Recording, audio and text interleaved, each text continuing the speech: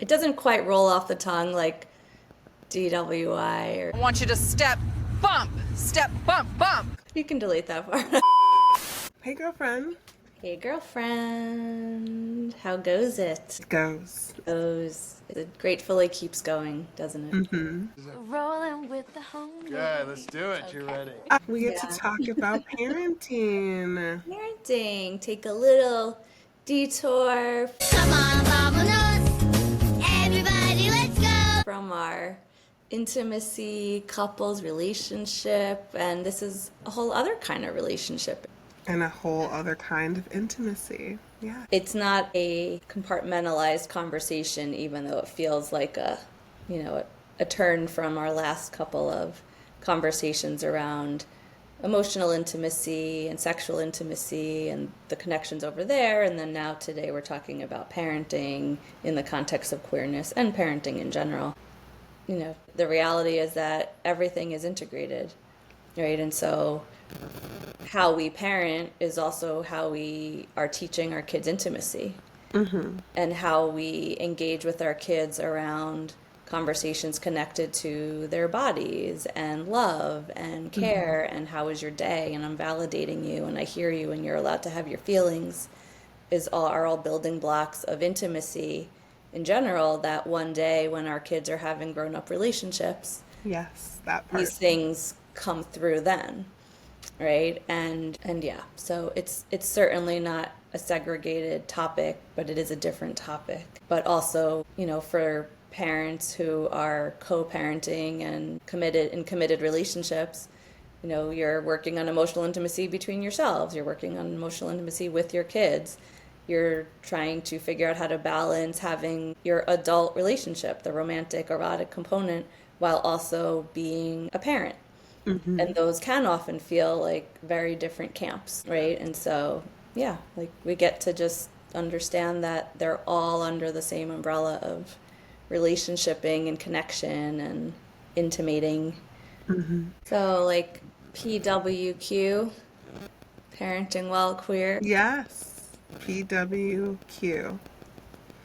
It doesn't quite roll off the tongue like DWI or... 6, 7, 8.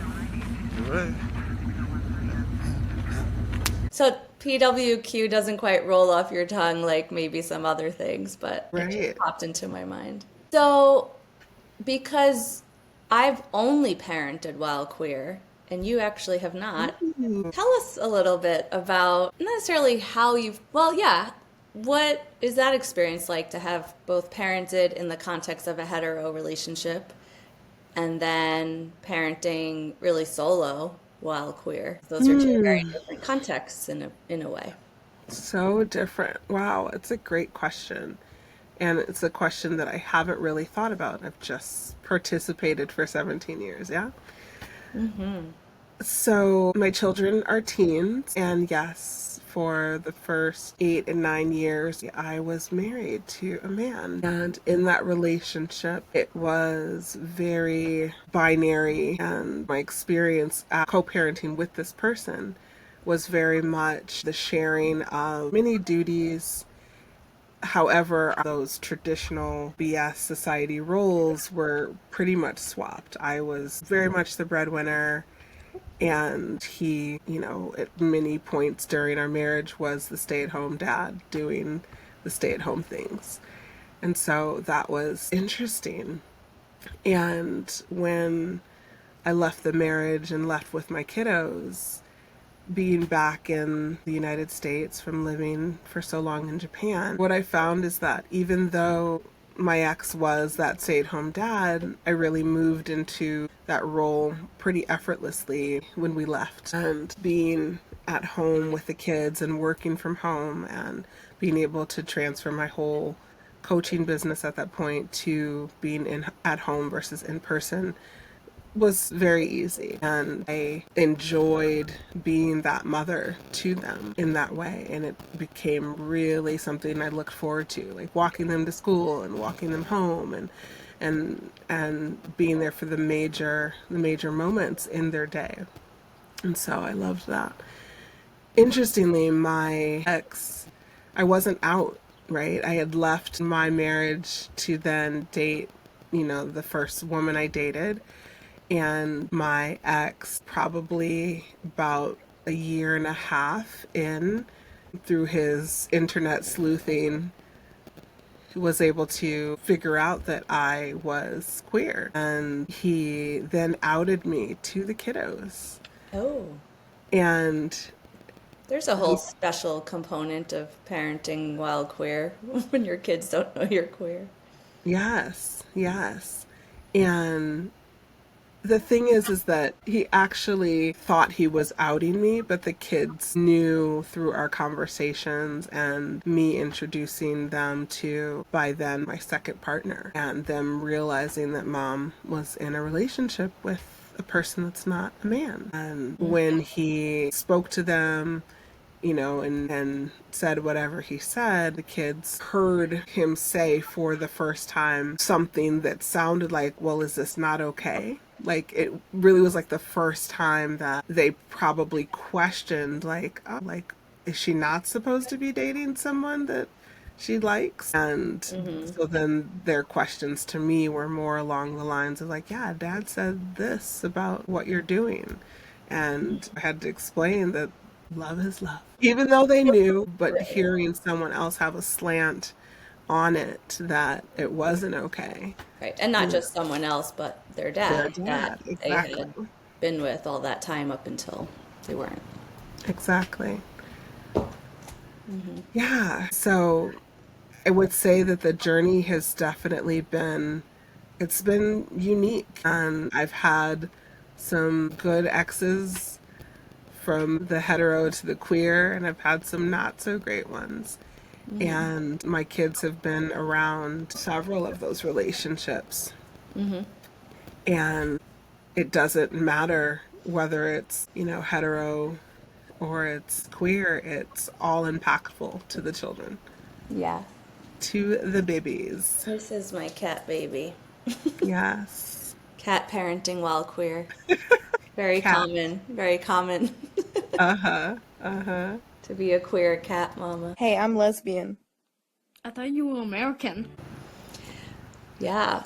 Also, just the different components of what you're mentioning, right? Because there's like everything, right? All these different layers and categories and subcategories or transitions and phases of the parenting, from the co-parenting in a hetero marriage to just really like solo or single parenting after divorce, regardless of one's orientation and what have you, who you're dating.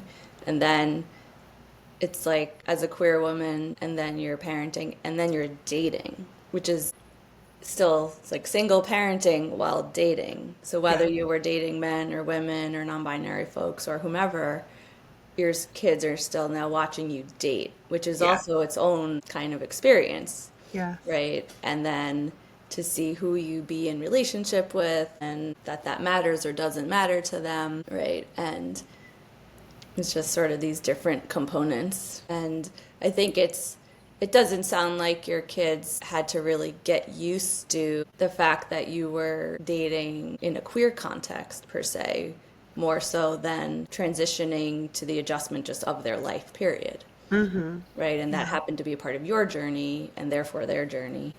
Yeah, that was definitely the major piece of like two-parent household to one parent to, as you mentioned, watching mom date. And there was one relationship prior that they had gotten really comfortable with, and unfortunately that relationship needed to end over a short time span. And then as I dated my next person, they had heard about the person for months. And I remember the first day that I introduced them, and they were so excited. I get to meet this person, and they're like elementary school. And it was like they're high-fiving each other, like this is great. And watching really the kids not even bat an eye about who the person is, and like just being able to connect with their energy was really, really special. I know that as a parent, I would I go back and adjust things of how I dated early on? Oh my God. Coulda, shoulda, woulda, yeah. Coulda, shoulda, woulda. right? And I would have created more distance between me and the people I was dating, especially initially, probably wait, 9 months to a year before introducing anyone to my kiddos. And that would have been smart and helpful. However, you only know what you know, Only know what you know. but stating it here really to presence it for anyone that's listening that might be in a space of like potentially starting to date and you've got kids. It's important. It's really important. And it's not just the one-sided of protecting the kids, so to speak, but it's also like there are partners that get attached to your children. And if you don't know that the relationship is solid, then it's not worth it. Yeah, absolutely. Yeah, I think I agree, of course. Just so important to be thoughtful with how that introduction process goes and when it happens. And it definitely depends on the age of the kids as well and their general neuro capacity and whatnot. Also, and just how they can understand what's happening and meet new people. And yeah, there's definitely a lot of advice out there about when and when not to introduce kids to your latest partner. Is there advice out there? There's things I could have investigated. I could have looked this up in advance. Oh, Yeah. interesting. I mean, I don't know if it was out way back then. What about for you? What has been your journey as a mom in a two-mom household? Yeah, definitely very different than your journey and experience. And from the moment of how do we have kids? Not a given.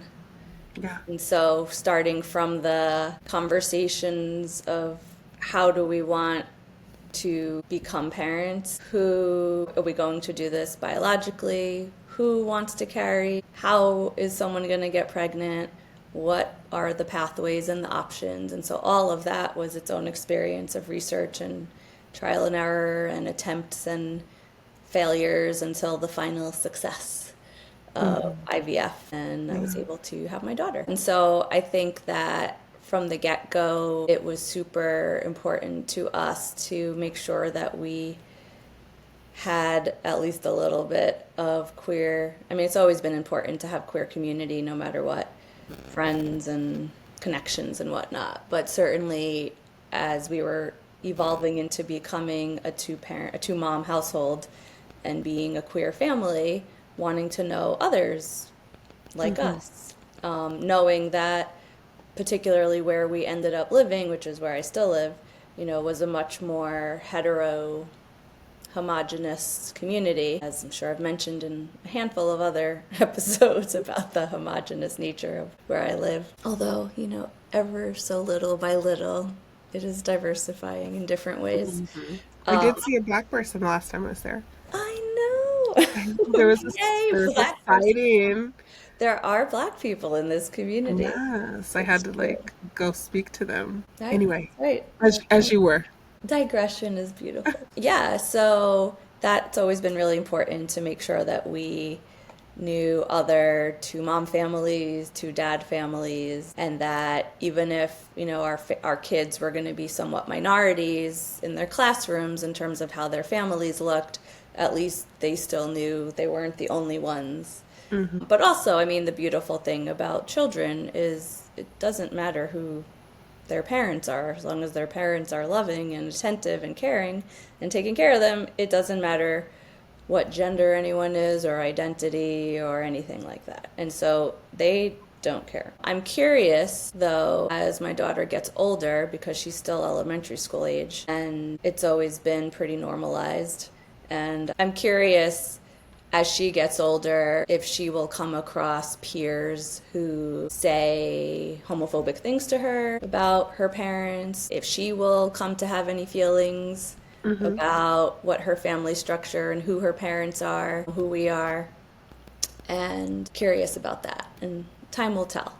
It doesn't, there's no sign that that will happen necessarily, but it's just that it can happen and it does happen. And so it wouldn't be strange or unexpected, but these are all things we can also anticipate and be able to prepare her for in terms of who and what she might encounter in terms of any kind of bias and discrimination You know, in elementary school, it's been a non-issue.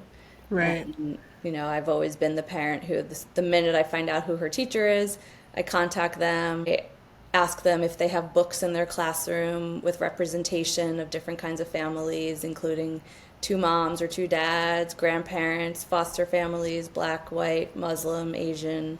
You know, do you not have those books? No problem. Great.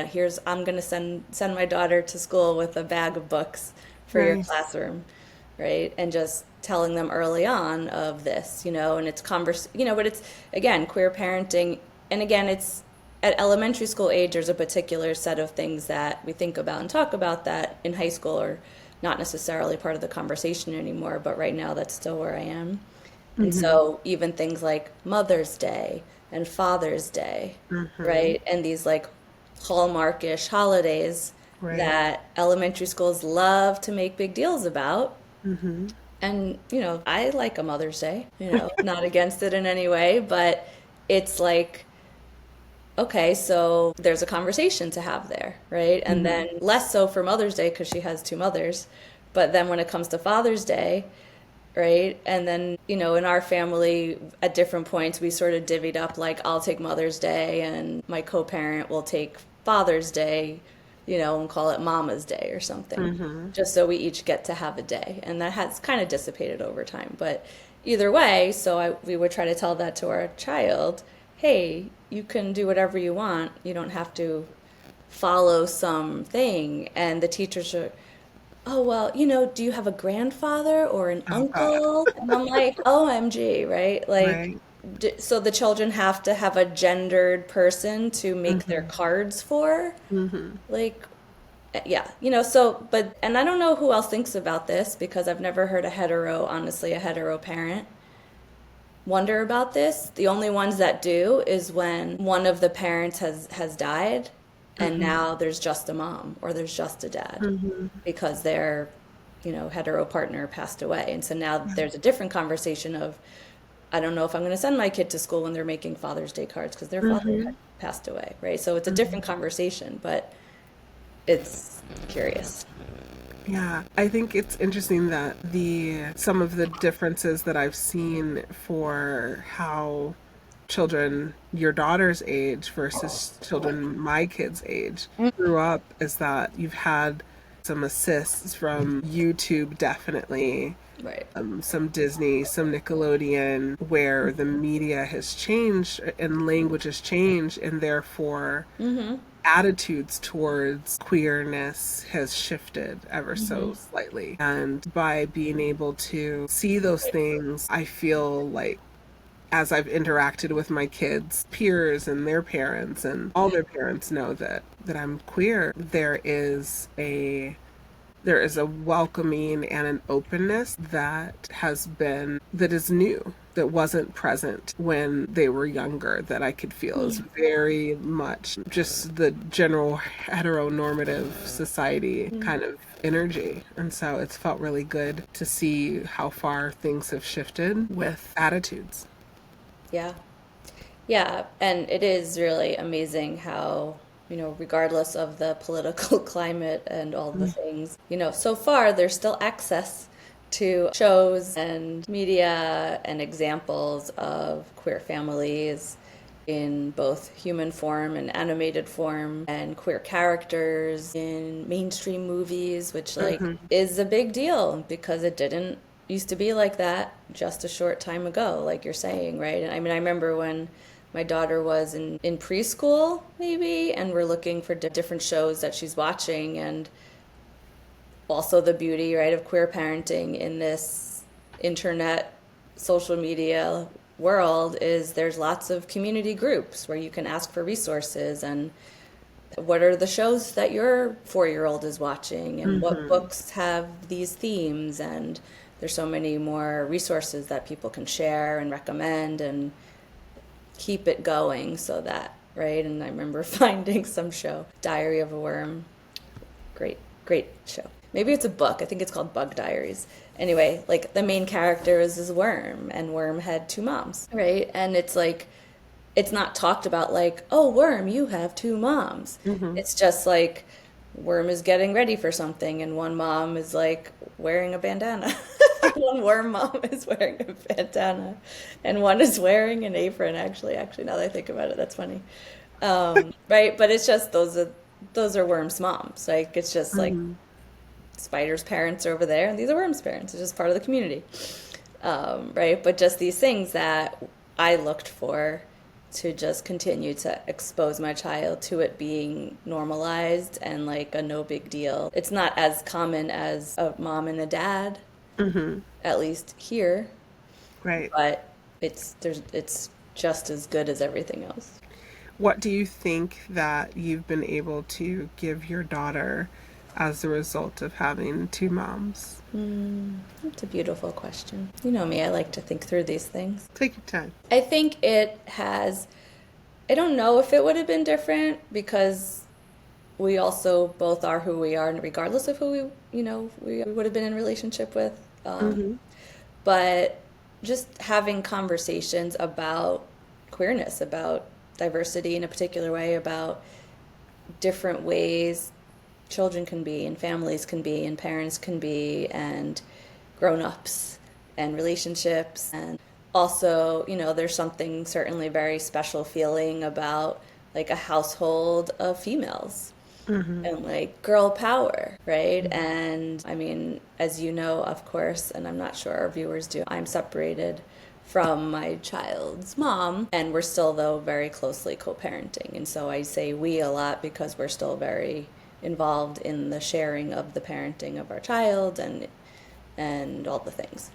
And what I love is that my ex, is a woman who chops wood and uses power tools in the yard. I can use some, right? But she taught our daughter how to make a fire in the fireplace, and she's taught her how to chop wood. And, just that it's not necessarily a gendered thing, but I love that she gets to learn, and again, that it's normalized.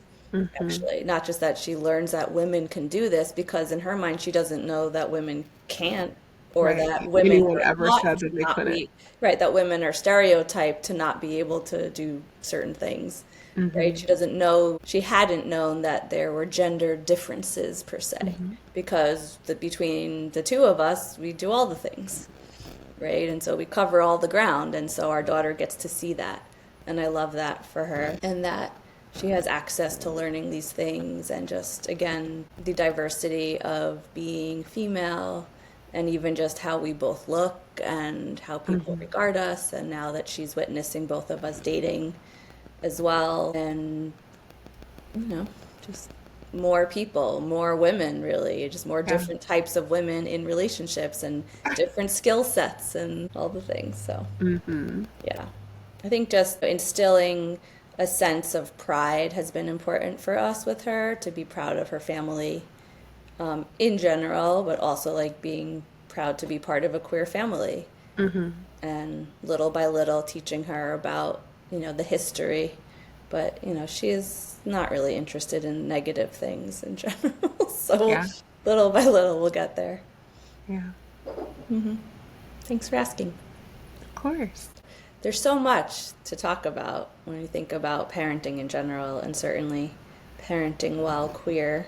Returning the question to you, are there things you want your kids to know, or that either you've taught them explicitly, or you're just hoping that they learn or know about being part of a queer family, or at least having a queer mom? I'd say the one thing that I'm pretty certain my daughter has gotten all of the important deets and experiences through just being my daughter, and also, my son being 17 and raised in the world that he lives in, and, the TikToks and YouTube and all of the things that he's exposed to. There's an additional layer of like combating the hyper toxic masculine energy out there, and trying to catch the moments of, do you understand what you just saw, and do you get what that means?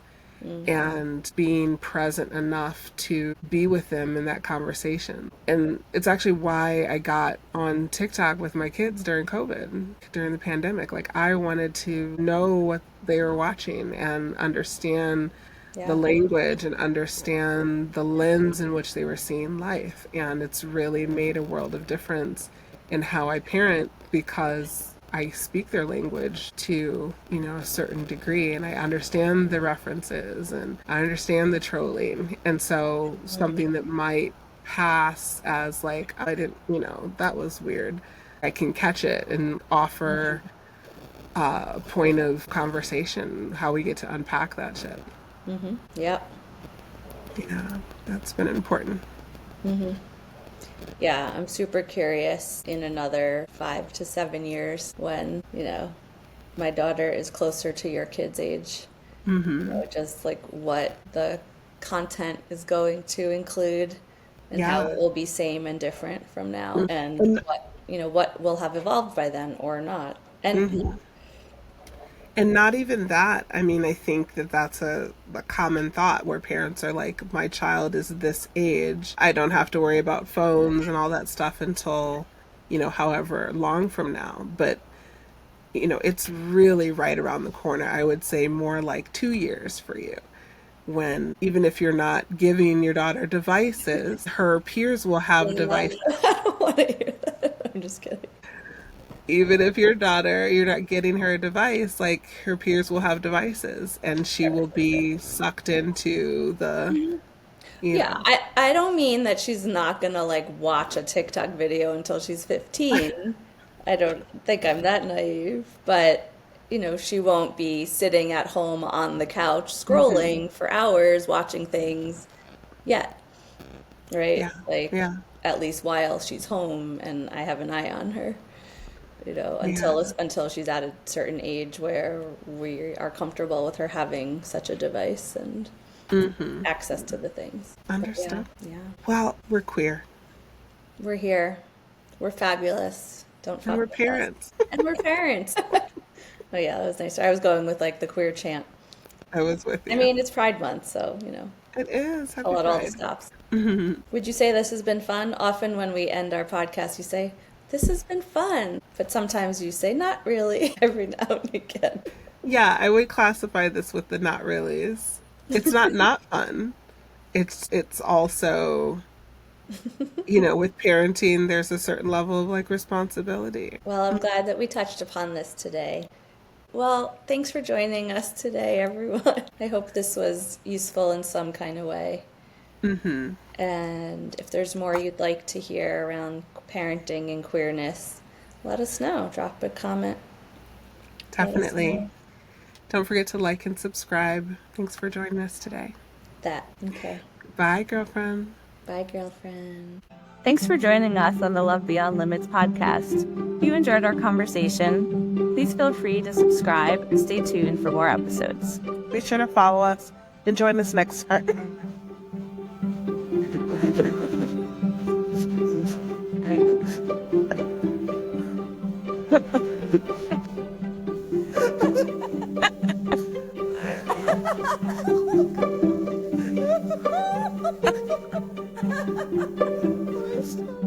I might do. And I have to pay.